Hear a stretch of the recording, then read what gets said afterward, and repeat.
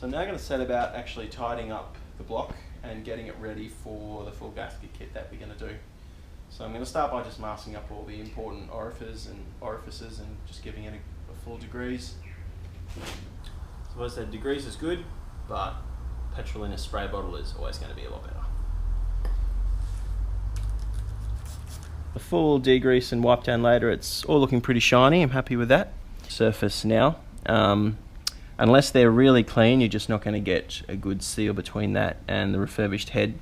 So I've just got some scrapers, they're pretty cheap, just from Repco. I'm going to clean up this head, get it as flat and as clean as possible.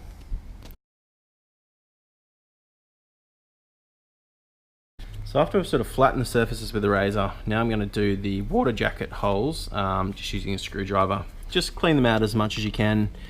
Basically just means more flow of cool water to the engine.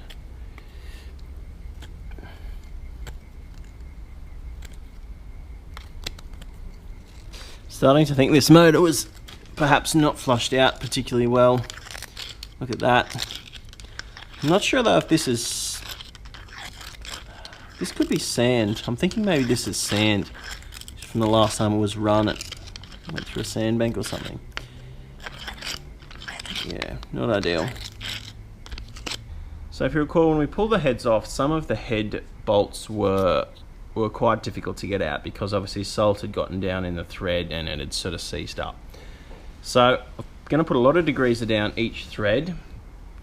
Hopefully that'll clean out the corrosion and whatever else is sitting down in there. So like this.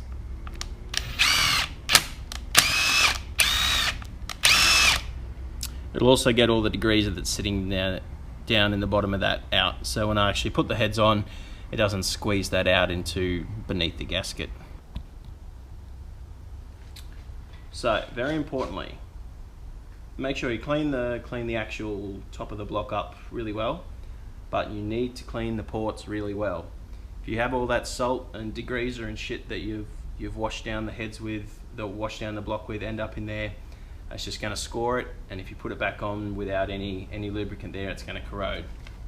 So just cranking it like that, bring each cylinder up to be level with the top of the block, get some degreaser, blast around the outside. That'll get any crap out that's down the sides of the piston lying on top of the top ring. While it's just done that, then crank it down, wipe it out once, and then wipe it out again when it's at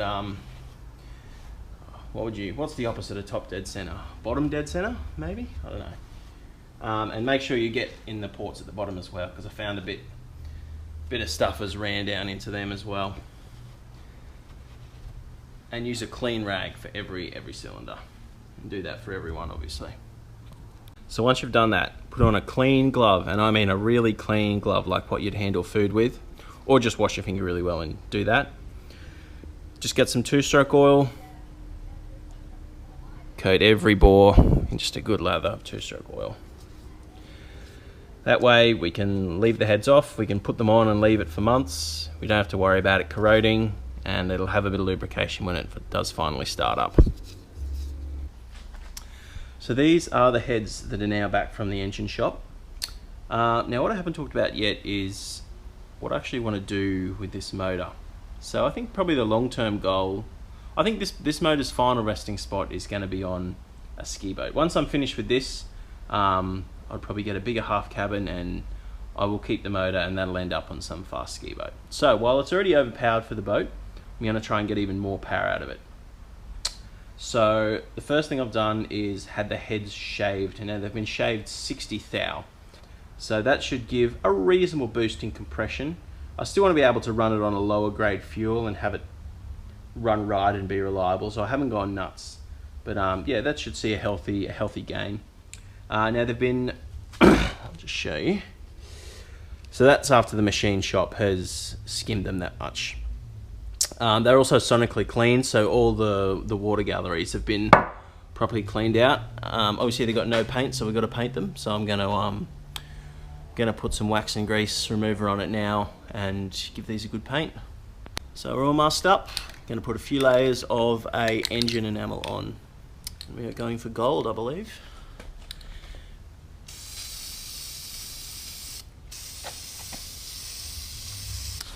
So this is our power head gasket set from Athens in Greece, apparently. So I'm just going to make sure that this is actually the right gasket set, because there's a few different variations of these. Definitely got to check with these big O-rings, because to me they look like, I didn't think that the big block motors had the O-rings. So we'll soon find out. So I'm convinced that these are the right head gaskets. All the bolt holes match up. As for those four O-rings, I have no idea. There's 4, not 6, which is weird. So people at YouTube, if you got any idea, let me know what they're for. As for the decent amount of corrosion that's actually sitting within this block, I talked to my local Evinrude guy. He's very knowledgeable with the older motors, and he said even though in the manual, even in a restoration manual, it will specifically say never use some sort of gasket goo or sealant on either the power head or the cylinder head faces when you're doing the gaskets. In a situation like this, he says it is ideal to use it when you're not working with clean surfaces. The heads are clean because they've been machined, but the block hasn't. So you do need some sort of a sealant to fill all these little corrosion voids. So this is what I've been told to use. This is an anaerobic gasket maker. Okay, it is not an RTV sealant. It is not a silicon sealant. Silicon sealants will end up in your water passages and will block stuff. You get a flat blade, go around like this, and you can sort of see. So it's cleaning it off the places that doesn't need it, and it's pushing it into the voids of corrosion that do need it. And then once that's all done, we'll go around and clean out all the water galleries, and then we'll be left with a mess-free, really good layer. So while I have put the gasket goo on the engine block, we're not putting it on the cylinder head because this surface is already machined. It's as smooth as it's going to get. And these head gaskets actually look really good because they have a rubber or gasket layer on them, which will take up any small imperfections anyway. Obviously the blue, that's going to go on the inside. But yep, on with this now. So I've given all the head bolts a good soak in petrol and a good clean. I'm greasing every bolt, and at the moment we're just hand tightening these, not torquing them up just yet. So a couple little things when you're doing this. When you're greasing up these bolts, you don't want a huge chunk of grease on them like that, because when you push that down, the holes of the head gasket are so close, you're likely to rub all that off between the head and the head gasket and end up with a big chunk of grease in there, which isn't what you want at all. So really try and clean it up like that so the grease is just in the thread. That way you'll be able to get them out no problem, and you won't contaminate it in there. And we're not torquing it up.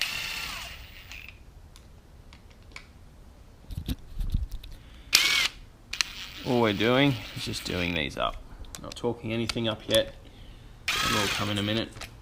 Another thing to be really careful of is make sure you don't get a wire caught underneath the head. I have seen that once before. So that on, we're ready to start torquing it up. According to the manual, we're only putting 25 foot-pounds of torque onto each head bolt, which seems not much to me, but that's what it says. You do need to follow the sequence that's outlined on the head for torquing up the bolts. It's given to you, it numbers them. You need to start there and work your way out. And you don't go straight to 23, 25 foot-pounds. Start at about 10, do one pass, then do another one at 25. So tonight we're going to install the uprated reed valves. This is them here. They're a Chris Carlson reed. Found a fair bit of negative information about Boyson reed valves, which is another brand of aftermarket reed. No one could say a bad thing about these, and they're a bit cheaper too. He does a few different versions, this bloke. It's like a sport, a drag, and a race. These are sport. We want to keep it idling. We want it to have a good idle, which I think is what you sacrifice with the other ones.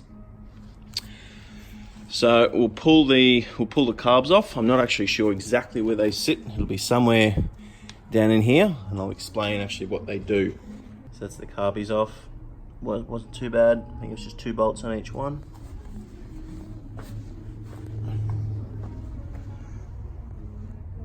So there's another set of plating that has to come off, but that's them down in there. So the reed retaining plate and the reed valves are off now. There's probably about 20 screws that held this whole assembly in. It comes off in 2 bits. There was this was the top, and then there was another couple at the bottom.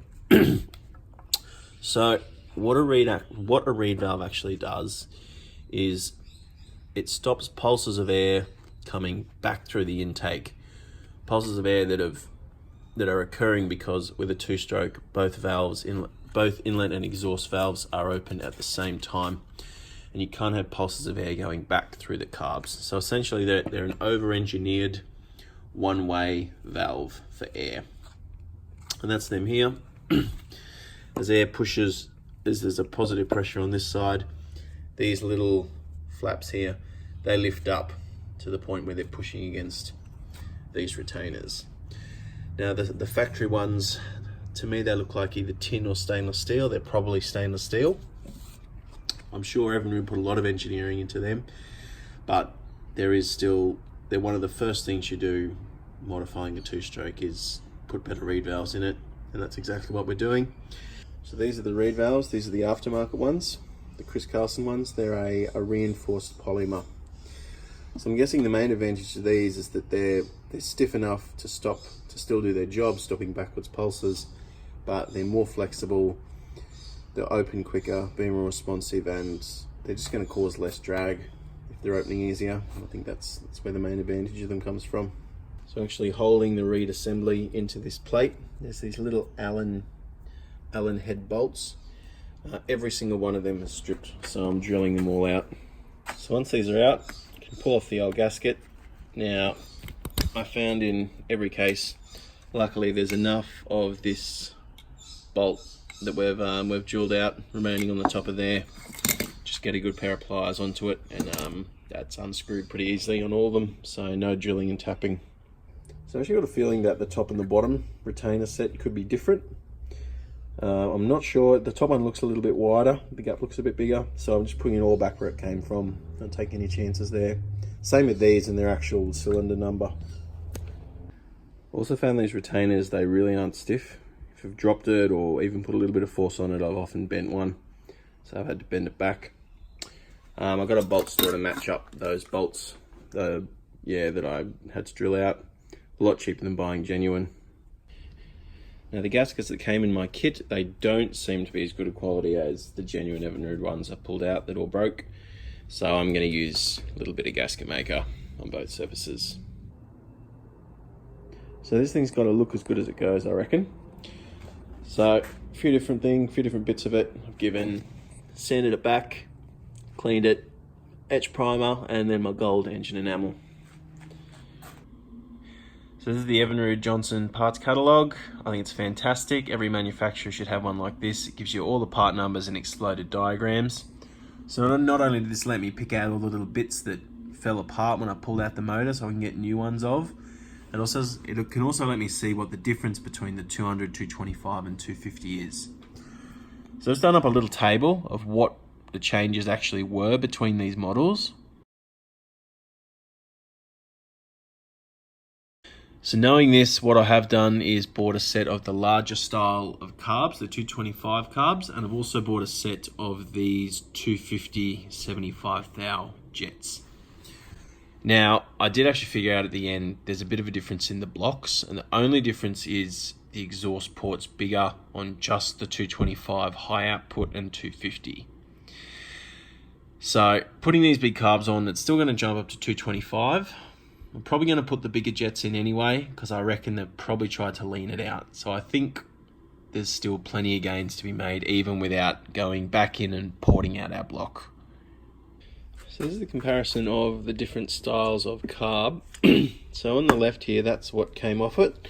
So they're the smaller style carb for the 200. And then on the right here, that's the 200's throttle body. And on the right here we've got the larger style of carb. Turn it over and have a look.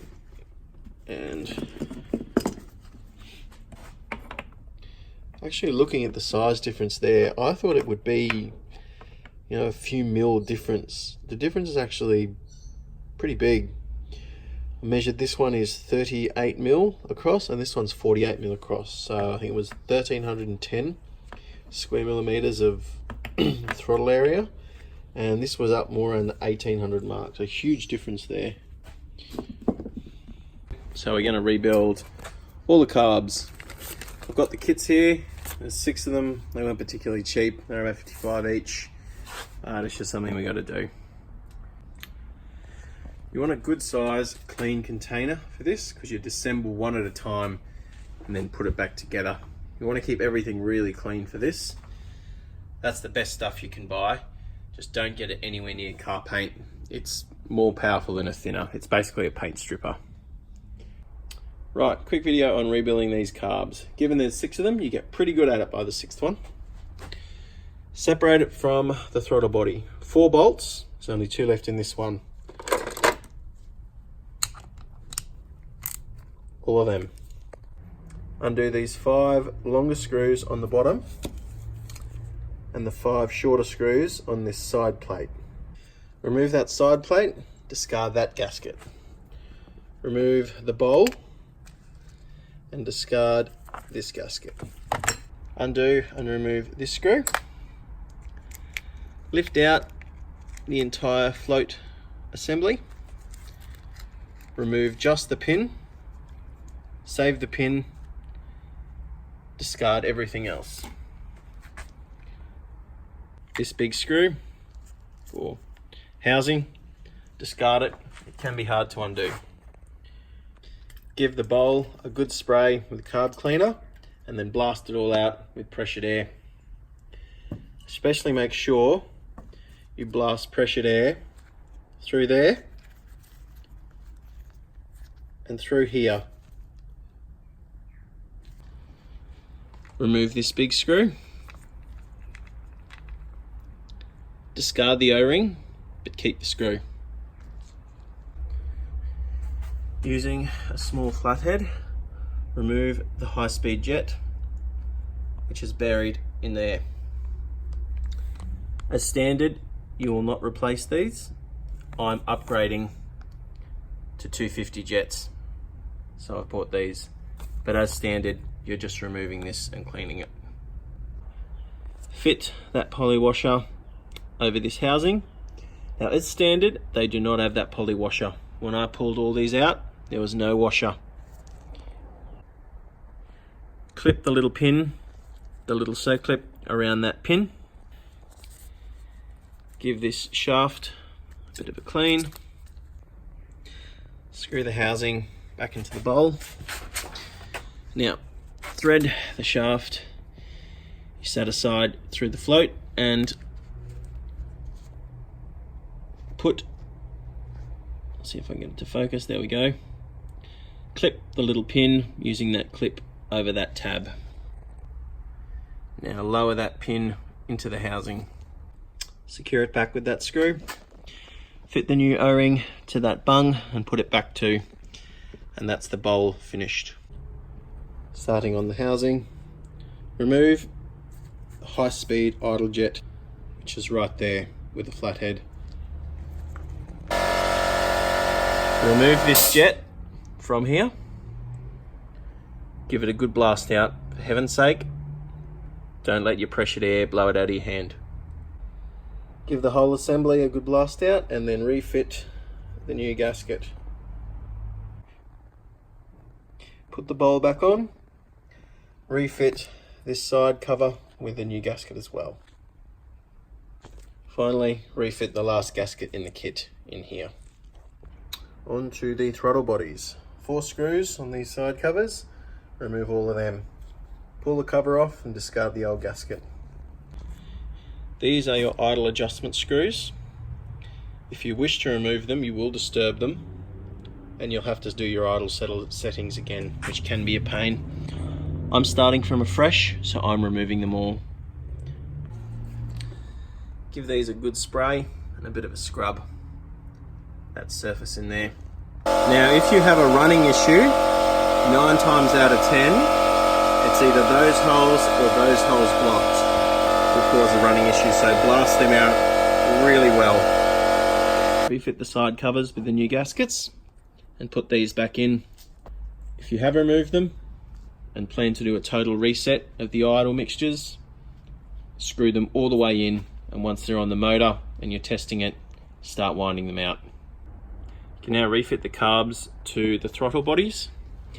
Now when you put them down and there's a bit of clearance there and they're not sitting right, be careful of that. It means that gasket isn't seated in the groove properly and it'll leak.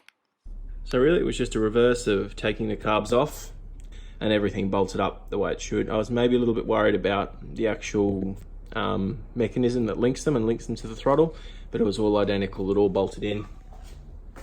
So I've got this turned over now. I'm going to clean up the base of it, which is where the power head gasket goes. So it separates it and the leg, and it's a very common place for it to leak, and it's where this one was leaking. So it's definitely a surface you want to get really clean and really flat. A couple of things I've used: scraper, razor and sanding block, and that cleaned it up really well. So it is getting close to the block being done. I think it looks pretty good with the gold. So all the parts have turned up. Now the shop I got them from is called Crowley Marine. They're an online store from the States. I just found them really easy to navigate. They had everything in stock. It was all definitely the lower end of the prices you can pay for this genuine BRP gear, and it all turned up really quick. There was one little part that was wrong that turned up, and I messaged them and they sent out another one within a day. So I was really happy with them. There's a couple of things that I did work out afterwards. It's probably a bit cheaper to just buy from your local shop, like your spark plugs and your impeller. Most marine centers will stock that, even for an old motor like this. So I'm sewing up some transom reinforcement. It's just a really thick piece of alley plate I had lying around. Just cut into a few bits, sanded it up, cleaned it up with the orbital buffer. We'll see how it goes on soon. So put that plate on, just with some of that black marine adhesive, the Sikaflex, and put the bolts through, tighten them up and let it sit for a night. So that's siliconed on there now. I decided it's going to be a lot easier to, rather than assembling the motor hanging or off a crane, I'm actually going to assemble it on the boat. So first bit's up for replacement with these top and bottom steering column seals. You just pick them out with a chisel or something. It's the new ones there. So there are these plastic sleeves inside on the top and the bottom. Top one's quite thick, bottom one's quite thin, but they both need to come out because we got new ones. To be honest, both of them actually looked okay, so I really didn't have to replace them. So now the whole sort of steering assembly is going together. Just keep checking your parts diagrams to make sure that you get all these like pivot seals and pivot spacers and bushings in the right spot, and make sure you clean everything and put fresh grease on it. It's coming together. One odd bit I noticed is this sort of big sticky thing. It actually has an adhesive pad on the bottom of it, and it sticks down on here. It's easy to lay these bolts out, just get a good idea where they go and give them all a good clean with a wire brush. And grease them all as well. Getting the actual midsection onto this, it was a bit of a pain, but putting it all up like that made it a lot easier. So that's all on and good. Next I'm going to do the trim and tilt before I have to deal with the mass of the power head on it. I actually think these little things are quite important, and they go in there, on the other side, and then up the top there as well. So push that pin all the way through. I'm just putting on the little circlips right now. So these are the exhaust ports. Now there's a lot of schmutz in them, and there's actually a fair few casting defects in there, and glues ran out and ran down. So this is actually a really good time to give it a bit of a tidy up with this, because really the better flow we can get here, the better it's going to go, even if it's just a little bit. So that's really all I meant, just getting rid of these lines here and polishing it out a bit. So out of our Greek gasket kit, there's actually tin with rubber on both sides, which I think is really good. Not even the OEM one was like that, so we don't have to put goo down or anything.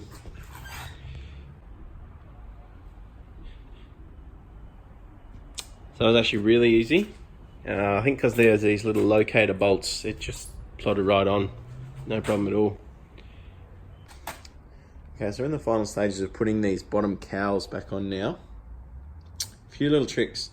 First is this big rubber seal that goes all the way around here. Now it's actually one big seal, it's not split as standard, and once you put the leg back on, you can't actually get this seal over it. So I have had to cut this and put it on, but anyway. There's definitely a few of these wires to watch out for. Trim and tilt wire. This one, haven't worked out exactly what it does yet, but grommet that goes in there. There's a few of them. I'd say just stay vigilant of rogue wires here. So in terms of the wiring up on this side of the motor, it's pretty straightforward. A few little things that can catch you out. So firstly, there's the main negative and positive wires. Negative goes onto there, one of the starter motor bolts. Technically you could put that anywhere, but that's where it's meant to go. Positive goes up to this big relay or solenoid up here. So that's them. Now these are the plugs from the wiring harness. The one thing that can trick you up is the trim and tilt one. So this one here in the shrouded wire, that actually goes around to the trim tilt button on the side of the motor. Now that plugs in to this one here, the one that comes out of there. So that's one input for the trim and tilt. Your wiring harness will also have an input to the trim and tilt, and it inputs, its plug is this one around here. They're the same plug, you can mix them up, and what I found was when they are mixed up, I could only lift the motor up, I couldn't put it down. I'm not sure why. These two square ones, so male and female square one, they're pretty self-explanatory. Male and female there. Only other thing you've got to hitch up, there's two other things actually. These are your throttle cables. They go on there and there. I'm missing a nut there, but they go in and pinch down there. These mechanisms lock them into place, and if you need to, you loosen these and you can adjust them using those. The only other thing is your fuel line. Where is it? There. Fuel line, which is my grey and red stripe line, comes around and mates into this input here. So that's the input to the back of this device here. Now I spoke about it before. The other input into this device, the front one, that's actually your oiling. Now we're not using the VRO pump because they're unreliable. Well, I think they are. So ours is just blanked off with a bolt. But if you have the oil can in the boat, your oil will be plumbed in there. That's about it really. There's a couple of other little wires we'll have to run up later on. Temperature sensor included, but that's about it. Right, so I have jumped the gun a bit and connected it all up and it's all ready to go. But the next episode you guys watch is going to be on doing the wiring harness, the rigging, the throttle body, the throttle cables, all the sort of rigging up of the motor. So see you then.